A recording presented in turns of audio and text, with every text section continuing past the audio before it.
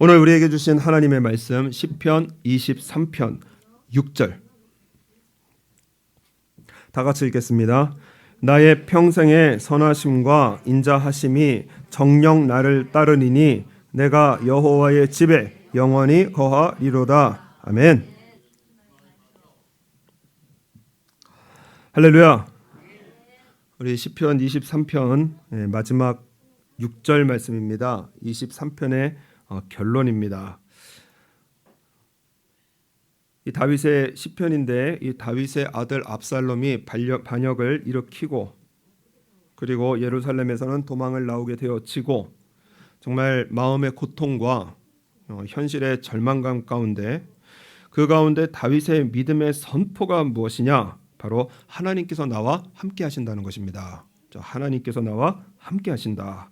오늘 6절 말씀 보면은 나의 평생의 선하심과 인자하심이 정녕 나를 따르리니, 우리의 평생에 내가 살아 숨을 쉬는 우리의 모든 평생에 우리 하나님께서 나와 함께 하신다. 이것을 믿는 것이 바로 신앙 생활입니다. 다윗은 하나님께서 나와 함께 계심을 이렇게 표현을 합니다. 1절 말씀 보면 여호와는 나의 목자시니 내가 부족함이 없으리로다. 하나님은 나의 목자시니, 주는 나의 목자시니, 여러 표현이 있는데요. 그런데 오늘 말씀에 보면은 여호와는 나의 목자시니, 하나님의 성호를 하나님의 성호를 기록을 하고 있습니다. 여호와 하나님. 왜 다윗은 여호와 하나님이라고 이렇게 표현을 했는가?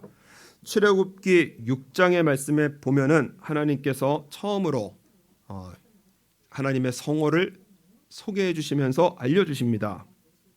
모세를 만나시고 모세에게 말씀을 주시는데, 내가 아브라함과 이삭과 야곱에게 전능의 하나님으로 나타났으나 나의 이름을 여호와로는 그들에게 알리지 아니하였고, 아브라함, 이삭, 야곱을 하나님께서 만나셨는데 하나님으로 나타나셨지만은 그러나 여호와로는 그들에게 알리지 않으셨다는 거예요.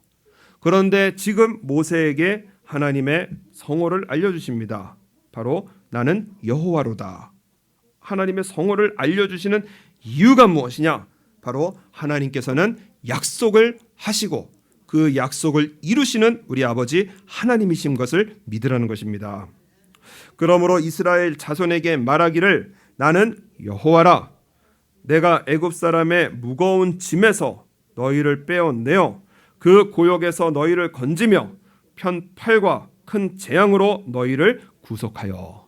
하나님께서 지금 약속을 하시는데 무슨 약속이냐? 너희를 구속하여 내시겠다라는 거예요. 구원하시겠다는 것입니다. 너희로 내 백성을 삼고 나는 너희 하나님이 되리니 나는 애굽 사람의 무거운 짐에서 너희를 빼어낸 너희 하나님 여호와인 줄 너희가 알지라. 이렇게 말씀을 하십니다. 여호와, 우리 하나님의 그 귀한 성호는 무엇이냐? 하나님께서 백성과 언약을 맺으실 때 하나님께서 구원하시겠다, 그리고 복을 주시겠다 약속하시는 언약의 이름이 바로 여호와 하나님이십니다. 오늘 다윗이 시편 23편에 여호와는 나의 목자시니, 나에게 한 약속을 반드시 이루시는 하나님이시고 그 하나님께서 나를 인도하신다. 그러므로 다윗에게 약속하신 하나님께서 오늘 우리에게 주시는 약속이 무엇이냐? 6절입니다. 나의 평생의 선하심과 인자하심이 정녕 나를 따르리니. 이런 죄인인데도 불구하고 하나님께서는 우리와 함께 하셔서 그래서 우리의 삶의 길을 인도하신다. 죄로 고통받고 있는 다윗의 그러한 어두움과 절망의 길임에도 불구하고 하나님께서는 선하심과 인자하심으로 오늘 나와 함께 계신다. 이것을 믿는 다윗입니다. 다윗의 시편 가운데 시편 34편에는 너희 성도들아 여호와를 경외하라. 저를 경외하는 자에게는 부족함이 없도다.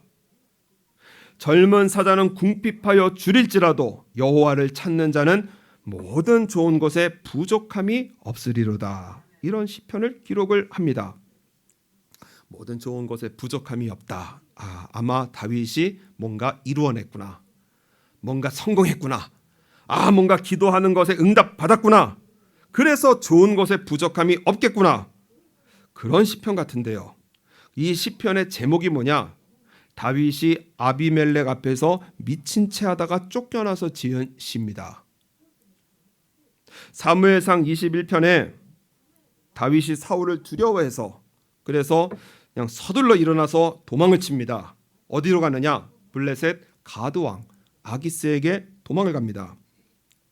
아기스의 신하들이 다윗을 보고 나서 요즘 유행하는 유행가가 있는데 사람들이 그냥 일어나서 춤추며 아주 고대 근동을 휩쓴 아주 최신 유행가가 있는데 그 유행가가 뭐냐? 사울은 천천, 다윗은 만만. 사람들이 막 불러 제끼는 겁니다. 그 사울의 죽인 자는 천천히요, 다윗은 만만이로다. 그 노래의 주인공 아닙니까? 저 배신하면 어떡합니까? 우리에게 무슨 꿍꿍이가 있는지 모르는 거 아닙니까? 아기스의 마음을 불신으로 격동을 시킵니다. 다윗이 그 말을 들어요. 그리고 가드왕 아기스를 심히 두려워하여 이거 자칫 잘못하면 딱 죽기 좋은 그러한 아주 위기의 딸을 맞이합니다. 이때 다윗이 연기를 합니다. 아마 성경 연기 대상이 있으면 아마 다윗이 대상 받을 것 같아요. 그들 앞에서 그 행동을 변하여 미친 채 하고 갑자기 미친 척을 합니다. 그리고 침을 수염에 흘리고 대문짝에 끄적거리면서 그러면서 미친 사람인 척을 하게 되어집니다. 아기스가 신하를 보면서 야, 너희도 봤지? 이 사람 이거 미친놈이다. 어찌하여 그를 내게로 데려왔느냐? 호통을 치면서 내가 미치광이가 부족해서 너희가 이자를 데려다가 내 앞에서 미친 짓을 하게 하느냐 하면서 내어 쫓겨나가게 되어집니다. 다윗이 얼마나 마음이 비참했을까? 그죠? 얼마나 마음이 비참했을까? 현실도 마음도 정말 비참해도 이렇게 비참할 수 없는 완전히 너덜너덜해진 그러한 마음 상태인데 그런데 다윗이 뭐라고 하느냐? 너희 성도들아 여호와를 경외하라. 그 가운데서 경외하라는 거예요. 저를 경외하는 자에게는 부족함이 없도다. 젊은 사자는 궁핍하여 줄을지라도 여호와를 찾는 자는 모든 좋은 것에 부족함이 없으리로다. 다윗은 아무것도 없는 상황에서 정말 인생의 최악의 그러한 비참한 상황 가운데 다윗이 경험한 것이 무엇이냐? 이 마음에 누가 함께 계시느냐? 하나님께서 함께 가신다. 내가 불신하고 내가 도망을 가고 정말 그 왕 앞에서 하나님의 기름 부은 종임에도 불구하고 미친 척을 해서 쫓겨나는 이러한 비참한 인생이라고 할지라도 이 가운데 누가 함께 계시느냐? 하나님께서 함께 계신다는 거예요. 그래서 다윗은 부족하면 부족해도 결핍하면 결핍해도 나는 하나님의 임재로 채워졌습니다. 이 고백입니다. 하나님께서 함께 하시니까요. 깜깜한 인생길을 걸어도요. 그 길이 끝도 없는 절망의 길이라고 할지라도 하나님께서 나와 함께 하신다면 그것으로 충분한 거예요. 그렇기 때문에 우리 하나님께서 나와 함께 계시기 때문에 다윗이 거듭거듭 고백하는 것이 무엇이냐? 내게 부족함이 없으리로다. 부족한데요. 삶의 환경은 모자란 것 투성인데요. 결핍하면 결핍할수록 부족하면 부족할수록 세상의 모든 희망, 세상의 모든 기대 다 끊어지고 나의 유일한 소망은 누구시냐? 바로 하나님이시라는 믿음의 회복입니다. 이 설교를 준비하다가 어떤 목사님께서 자신의 교회에 그 성경 암송 대회를 했는데 이게 어떠한 할아버지 성도님께서 은혜를 받으셔서 나도 성경 암송 대회 하겠습니다. 그래서 참가 신청서를 냈습니다. 그리고 시편 23편을 이제 외우려고 했습니다. 성도들 앞에 서서 여호와는 나의 목자시니 내가 부족함이 없으리로다 1절을 마쳤어요. 그런데 앞에서 성도님들 수백 명이 자기를 쳐다보니까는 이분이 그만 긴장을 해버리셨습니다. 2절부터 다 날아갔어요. 기억이 안 나는 거예요. 그래서 이러지도 그냥 서 있지도 내려가지도 못하고 2절아 튀어나와라 하는 마음으로 1절을 다시 외웁니다. 여호와는 나의 목자시니 내가 부족함이 없으리로다. 아무리 해도 2절이 생각이 안 나는 거예요. 이 할아버지 성도님께서 거의 울상이 되셔. 여호와는 나의 목자시니 내가 부족함이 없으리로다. 그리고 버럭 화를 내면서 뭐라고 하느냐? 그거면 됐지! 하더니 자리로 도망을 치셨습니다. 목사님이 박수를 치며 나와서 이런 은혜로운 암송이 어디 있겠습니까? 여호와는 나의 목자시니 내가 부족함이 없으리로다. 그거면 됐죠. 하나님께서 나와 함께 하시고, 그 하나님은 누구시냐? 천지를 창조하신 전능하신 하나님께서 오늘 내 인생의 길에 함께 하신다. 우리 한번 따라하겠습니다. 그것으로 충분합니다. 하나님께서 나와 함께 계시는 것으로 충분한 거예요. 다윗이 그걸 느낀 겁니다. 압살롬이 반역을 일으키고 도망을 치게 되어지고, 그리고 정말 비참하게 미친 척을 하면서 쫓겨나는 그러한 최악의 상황인데, 그런데 다윗이 믿고 경험하고 깨달은 것은 무엇이냐? 하나님께서 나와 함께 하시니까 그것으로 충분합니다. 그래서 오늘 말씀에 보면은 우리 하나님께서는 우리와 함께 하시는데 어떻게 함께 계시느냐? 오늘 6절 말씀, 나의 평생의 선하심과 인자하심이 정녕 나를 따르리니. 우리 하나님께서 우리와 함께 하시는데 선하신 하나님으로, 인자하신 하나님으로 오늘 우리와 함께 하십니다. 선하시다, 좋은 것으로 채워주신다는 거예요. 그리고 인자하시다, 끝도 없는 사랑과 은혜로 우리의 모든 죄와 허물을 용서하시고 나의 목자, 나의 하나님이 되시겠다는 우리 하나님의 약속입니다. 이 시편 23편이 전체가 목자와 양의 비유입니다. 목동 출신이었던 목사님께서 쓰신 책에 보면은 그 양을 직접 경험을 했거든요. 양의 특징이 무엇이냐? 머리가 되게 나쁘다고 합니다. 머리가 나쁜 짐승이래요. 그리고 눈이 나쁘다. 제 기억으로는 안경 치수로 마이너스 13 디옵타 그렇게 수치로 알고 있는데, 그 수치면은요 앞이 거의 안 보입니다. 여기서 이 앞에 있는 마이크도 잘 안 보이는 그러한 아주 나쁜 눈을 가지고 있어요. 그래서 양이 땅을 쳐다보면서 걸으니까는 서로 부딪히기도 하고, 그리고 서로 열받으니까 싸움도 잘하고요. 그래서 양의 별명이 무엇이냐? 방황의 달인이다. 방황의 명수다. 이리저리 방향을 잘 잃어버려요. 그리고 양의 특징이 무엇이냐? 말을 안 듣습니다. 우리 어떤 아이나 착한 아이들을 보면 순한 양 같다라는 거는 잘 모르고 하는 말이에요. 말을 안 듣는다고 합니다. 양을 치는 목자들이 제일 힘들어하는 것이 바로 양우리에 양 집어넣는 것이 진짜 힘들다는 거예요. 이리저리 이리 가고 저리 가고 저리 가면 이리 오고, 하여튼 이런 그러한 양의 모습입니다. 그래서 동물 중에 어리석음의 대표적인 모델이 바로 양이라는 거예요. 그 양이 누구라는 거죠? 다윗 자신이라는 겁니다. 그리고 그 양이 누구죠? 오늘 우리들의 모습이에요. 내일이 어떻게 될지 모르고 모레가 어떻게 될지 모르고 영적인 것을 모르기 때문에 서로 부딪히며 싸우기도 잘하고, 하나님께서 인도하시는 길을 떨어져서 이리저리 헤매기도 하고요. 하나님께서 말씀을 하심에도 불구하고 말 안 듣는 그런 우리의 모습들을 이사야서 53장에는 어떻게 기록을 하고 있느냐? 우리는 다 양 같아서 그릇 행하여 각기 제 길로 갔거늘. 그런데 우리를 인도하시는 영원히 함께 계시는 목자가 계시는데 바로 누구시냐? 바로 우리 예수님이십니다. 우리 예수님께서 이 땅에 오셔서 십자가를 지심으로 여호와께서는 우리 무리의 죄악을 그에게 담당시키셨도다. 내 어리석음, 내 죄, 이 모든 것을 우리 예수님께서 담당하셔서, 그래서 십자가에서 죽으셨습니다. 그것을 오늘 시편 23편 3절에는 이렇게 표현을 합니다. 내 영혼을 소생시키시고, 소생이라는 뜻이 돌아가다, 그리고 회복하다라는 뜻이 되어집니다. 예수님께로 돌아가면은 우리를 회복시켜 주시는 우리 예수님이세요. 그래서 자기 이름을 위하여 의의 길로 인도하시는 도다. 하나님 앞에 죄인인 내가, 어리석은 내가 온전해지는 유일한 구원의 길이 있는데 바로 우리의 의가 되시는 우리의 의, 바로 우리 예수님이십니다. 그래서 인생의 여러 가지 환난과 고통을 만날 때는 바로 우리 예수님께 돌아가야 될 때예요. 예수님께 돌아가면 우리 예수님께서는 우리의 의가 되셔서 우리를 회복시키시는 우리의 영원한 구원의 목자, 바로 우리 예수님이십니다.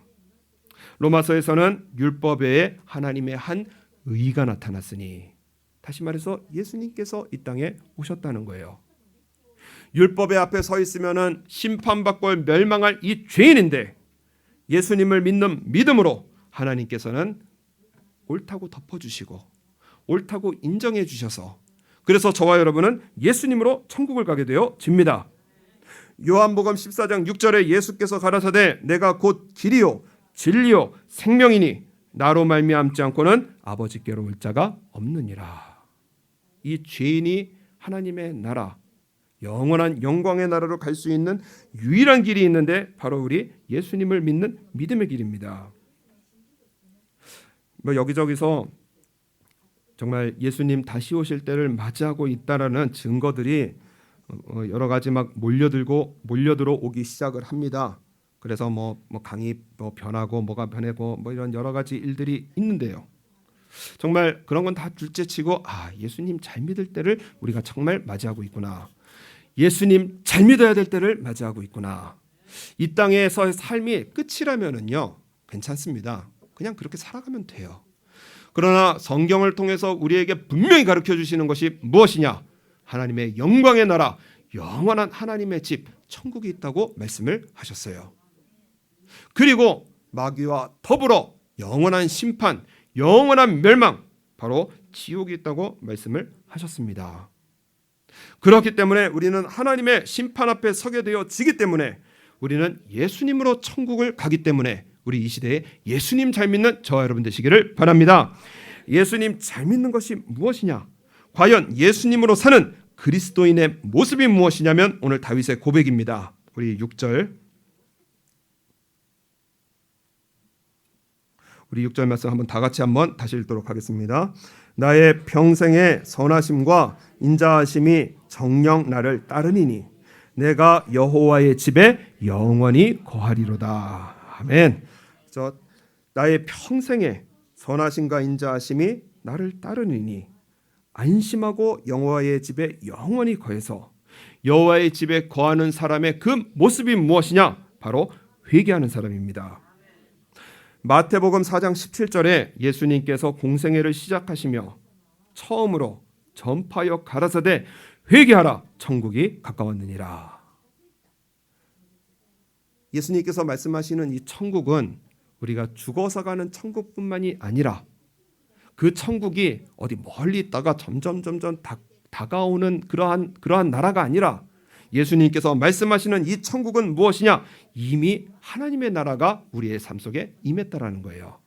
다시 말해서 하나님께서 통치하시는 하나님의 세계 속에 살라는 것입니다. 우리는 이 땅을 살아가고 있지만 때로는 다윗처럼 압살롬이 반역을 일으키고 끝도 없는 이러한 절망의 길을 걸어가고 있지만은, 그러나 우리는 하나님의 나라 그 한복판에서 살고 있기 때문에 하나님의 통치를 받고 하나님의 말씀으로 돌아가는, 다시 말해서 회개하는 삶은 우리 하나님의 집에 거하는 복된 삶으로 축복하여 주시고, 그래서 많은 표현들이 있습니다. 천국이 있고요, 하나님의 나라가 있고요, 하나님의 집이 있고요. 이 모든 이 하나님의 나라에서 나라의 특징이 무엇이냐? 한번 따라하겠습니다. 하나님께서 나를 통치하신다. 나를 통치하시는 하나님의 주권이에요. 천국 가면은 룰루랄라 사는 게 아닙니다. 하나님의 통치 안에서 살아가는 것이 바로 천국이에요. 그렇기 때문에 이 땅에서도 우리가 천국의 한복판에서 살아갈 수가 있습니다. 하나님의 통치 안에서 살아가는 거예요. 그래서 우리의 삶 속에 때로는 여러 가지 어려운 일들을 만나게 되어집니다. 그때마다 우리의 삶 속에 깨달아야 될 것이 무엇이냐? 바로 하나님의 통치 안에서 살라는 우리 주님의 음성을 들어야 돼요. 하나님께서는 이미 나와 함께 하시고 용서와 구원과 그리고 승리의 축복을 준비하고 계신 우리 하나님이시기 때문에 그 증거가 무엇이냐? 바로 우리 예수님의 십자가입니다. 이미 오셔서 십자가에서 죽으시고 나의 모든 죄를 용서하시고 하나님의 사랑, 나를 향하신 영원하신 하나님의 사랑을 이미 확증하신 분이 바로 우리 예수님이세요. 그렇기 때문에 삶의 어려움을 당하고 고통을 당할 때 안심하고 회개하고 안심하고 주님께 돌아오면은 우리 하나님께서 우리의 삶에 영혼을 살리시고 바른 길로 인도하시고 그리고 축복의 길로 인도하시는 우리 아버지 하나님이심을 다윗은 경험했고 그것을 통해서 하나님께 영광을 돌리는 바로 다윗입니다. 우리 한번 말씀을 찾아보겠습니다. 사무엘하 12장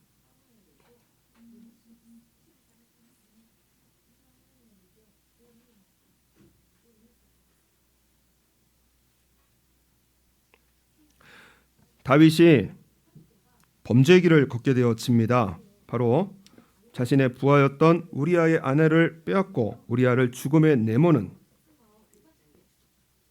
사무엘하 12장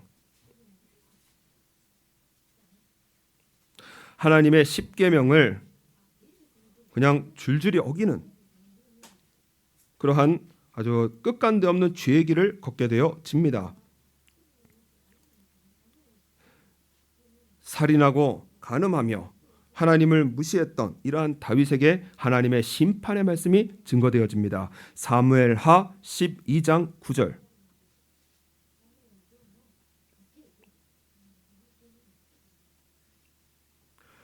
사무엘하 12장 9절 제가 읽겠습니다.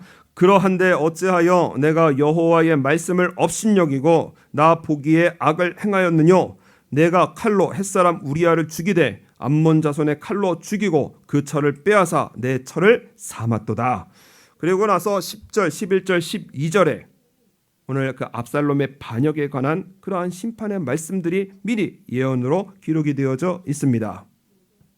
그 심판의 말씀, 그 엄청난 심판의 말씀을 들은 다윗이 뭐라고 하느냐? 13절 우리 13절 다 같이 읽겠습니다. 다윗이 나단에게 이르되 내가 여호와께 죄를 범하였노라 하매 나단이 다윗에게 대답하되 여호와께서도 당신의 죄를 사하셨나니 당신이 죽지 아니하려니와. 아멘. 그 심판의 말씀을 듣고 다윗이 뭐라고 하느냐? 내가 여호와께 죄를 범했습니다. 회개하는 거예요. 여러분 우리 강단을 위해서 기도해 주시는 것이 무엇이냐? 바로 하나님의 말씀이 들려지게 하여 주옵소서. 사람의 눈치가 아니라 악을 악이라고 하는 것이 그 죄를 죄라고 바르게 말씀해 주시는 것이 이것이 강단의 책임이거든요. 그래서 우리의 어리석고 우리의 무능하고 우리의 죄의 모습들 바르게 깨우치는 우리 오사카 장로에게 강단되게 하여 주옵소서. 이것이 우리의 기도가 되어야 됩니다. 그래서 하나님의 바른 말씀이 들려지면 마음이 찔려지게 되어져요. 왜냐?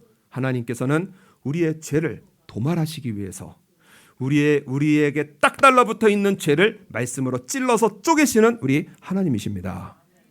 그래서 하나님의 말씀을 듣게 되어지면 내 마음이 찔리게 되어지고 내 죄의 모습을 바르게 보게 되어지고 부끄러워지고 쥐구멍이 왜 필요한가 그때 깨닫게 되어지거든요. 저 모습이 내 모습이구나. 정말 잡아 죽일 그 인간 그리고 4배나 그 갚아줘야 될 그 죽어 마땅한 그 인간이 바로 누구였느냐? 다윗 자신이었어요. 저 모습이 바로 내 모습이구나. 내가 여호와께 죄를 범하였느라 회개하는 그 순간에요. 여러분 우리 회개의 능력은요.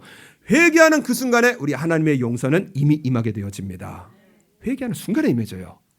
그래서 오늘 말씀에 내가 여호와께 죄를 범하였노라 회개하는 순간에 나단을 통해서 하나님께서 용서해 주십니다. 당신의 죄를 사하셨나니 당신이 죽지 아니하려니와.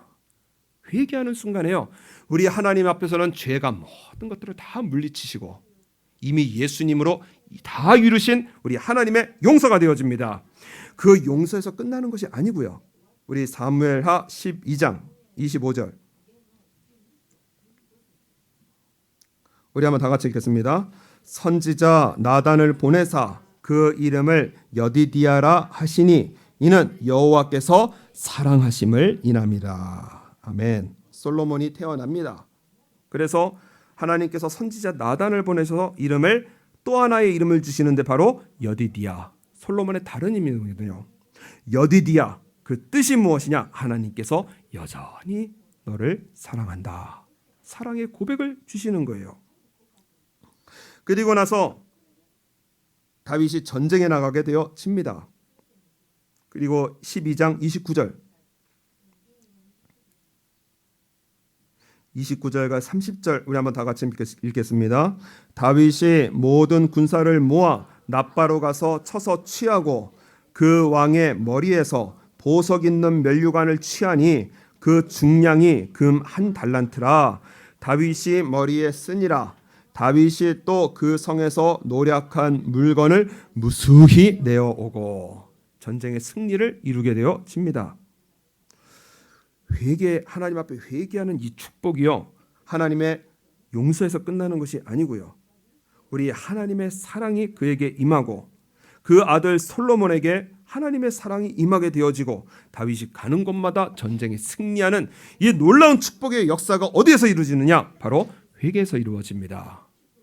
우리의 가정이 하나님 앞에 복을 받고요, 우리의 후손이 하나님 앞에 잘 살아가는 것은요, 바로 회개하는 신앙의 인격에게 부어주시는 하나님의 축복이 되어져요.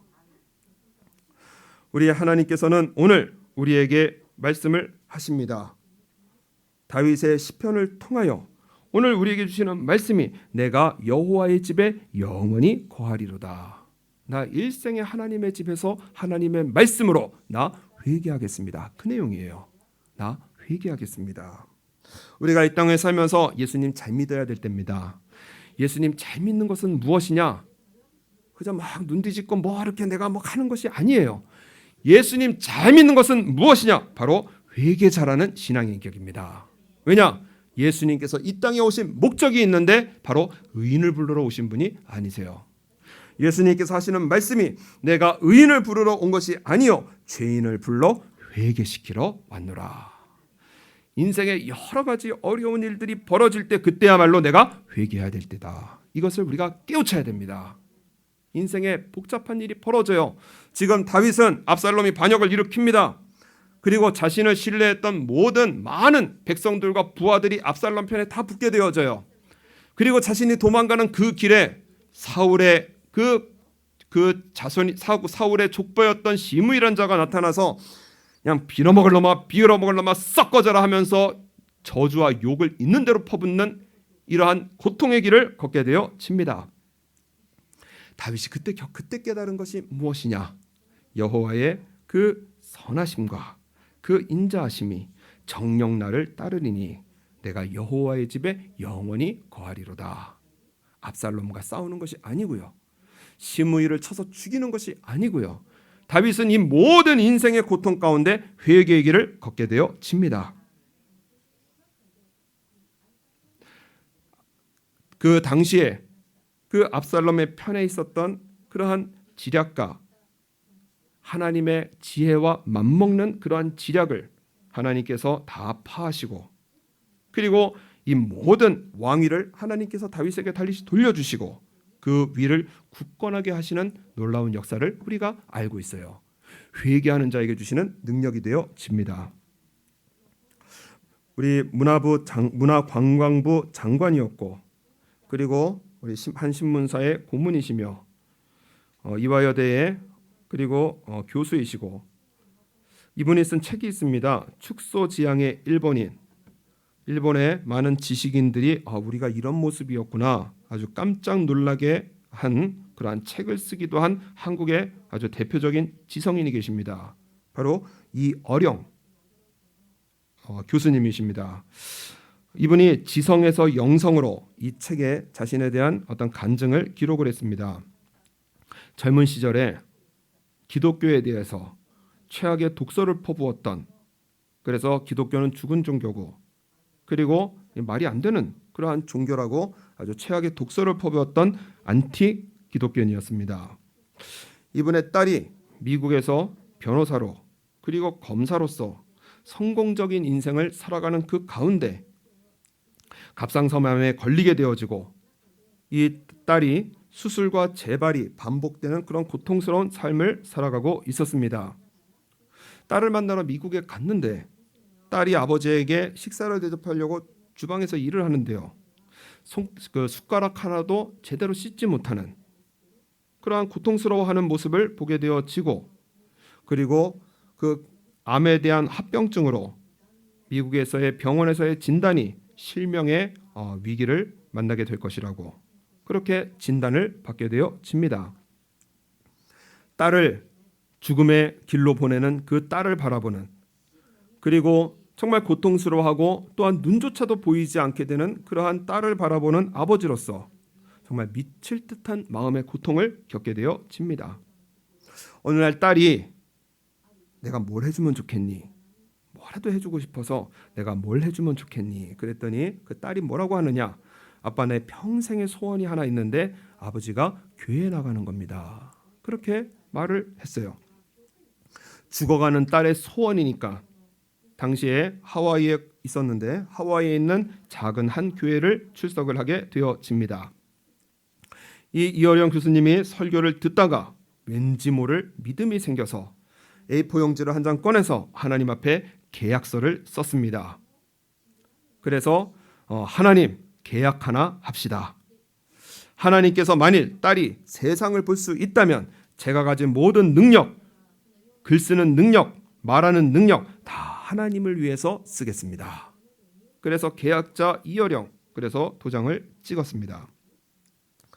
딸이 망막 검사를 위해서 한국으로 귀국을 해서 서울대학 병원에서 망막 검사를 받았는데 그 진단 결과가 무엇이냐? 수술을 안 해도 됩니다. 미국에서는 이미 의학적으로 끝난 그러한 판정을 받았음에도 불구하고 한국에서 돌아와서 검사를 받아보니 수술을 안 해도 됩니다. 이분이 2012년에 세상을 떠나셨는데 세상을 떠나시는 그날까지 세상을 보고 아버지의 얼굴을 보고 세상을 떠나시게 되어졌어요. 수술을 안 해도 됩니다 말을 듣는 순간에 마음이 덜컥 내려앉았다라는 거예요. 아, 하나님께서는 살아계시는구나. 나를, 이 망할, 죄로 망할 나를 이렇게 사용하시는구나. 계약했는데 하나님께서 이렇게 쓰시는구나. 내 딸의 하나님, 나의 하나님, 나도 섬기겠습니다. 일생을 하나님을 위한 삶으로 그렇게 쓰임을 받게 되어집니다. 어느 날 딸이 세상을 떠나게 되어지는데, 그런데 이어령 교수님이 하시는 말이 무엇이냐? 하나님을 먼저 만나게 되어서 너무나 감사합니다. 딸의 죽음보다 하나님을 먼저 만난 게 너무 감사하다는 거예요. 이유가 무엇이냐? 죽음을 초월하는 믿음을 주시는 딸과, 그리고 이 땅에서의 삶이 끝이 아니라 우리에는 우리가 돌아갈 우리의 찬양, 그 찬양처럼 본향이 있고 하나님의 나라, 영원한 하나님의 나라에서 기쁨으로 딸과 만날 그러한 나를 바라보며 암도 죽음도 감사하다라는 거예요. 이것을 들어보면서 정말 우리 하나님께서 주시는 이 믿음은 놀라운 것이구나. 압살롬이 다른 반역을 일으켜서 그렇게 쫓겨나는 그러한 가운데서도 다윗의 고백이 무엇이냐? 나의 평생의 선하심과 인자하심이 정녕 나를 따르니 확고부동하게 믿은 것이 무엇이냐? 내가 여호와의 집에 영원히 거하리로다. 나 일생에 회개하겠습니다. 일생에 하나님의 통치 가운데 하나님의 말씀으로 돌아가 나 하나님 앞에 회개하겠습니다. 그 평생의 선하심과 인자하심이 우리 다윗을 따르고 곧 우리를 따르고 있기 때문에 안심하고 회개해도 되고요. 안심하고 우리 하나님을 믿어드려도 되고요. 안심하고 주의 말씀으로 돌아가 하나님을 바라보도 우리는 충분합니다. 하나님 나와 함께 계세요. 23편은 모든 이 약속으로 되어 있는 축복의 말씀입니다. 여호와 하나님, 계약을 이루시는 우리 하나님께서 우리의 목자이시기 때문에 우리의 삶을 초장으로 인도하시고요. 푸른 초장으로 인도하시고 쉴만한 물가로 인도하시고요.